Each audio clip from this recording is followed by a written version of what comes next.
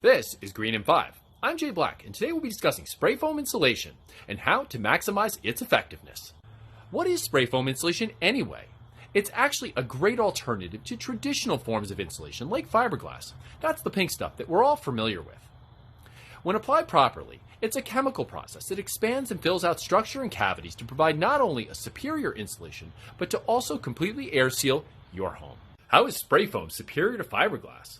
Well, that actually happens in a couple ways, notably efficiency. The efficiency of insulation is measured in R value. Higher the R value, the more efficient it is. Spray foam begins at about 3.5 per inch, going up to 6 per inch. And that actually depends on the type of spray foam you use, which we'll discuss in an upcoming episode.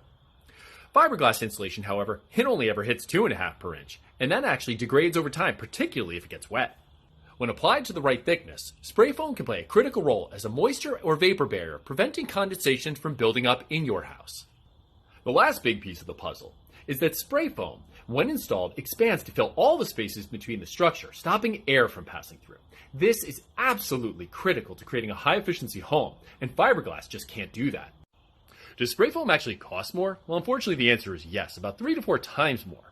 But this forces us to think about exactly where and how much spray foam to put in to maximize our investment. With spray foam costing that much more to install, where do you begin? Start at the top and bottoms. Take advantage of spray foam's superior efficiency, putting it in attic areas to reduce heat loss. Remember, heat goes up through convection. Put a cap on it. Now, let's talk about the bottom of the house. In your basement or crawl space areas at the top of your foundation walls, you have your floor joists.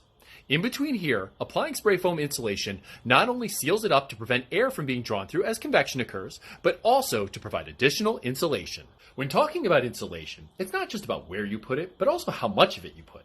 It's about the law of diminishing returns. What do I even mean by that? Up in our attic area, we installed about 8 inches of spray foam insulation. That gives us an R value of about a 36. Now, some might scoff at that and say, why didn't you put it in R48? That'd be much more efficient, right? And the answer is, not really. An R36 stops about 95% of heat loss.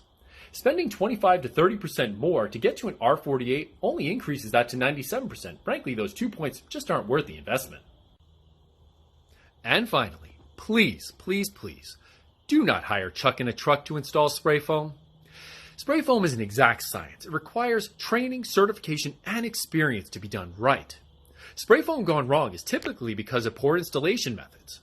If you live near me in the New York area and you need a spray foam contractor, shoot me a message. I'm happy to share mine. He is a great guy. Thanks for joining Green in 5.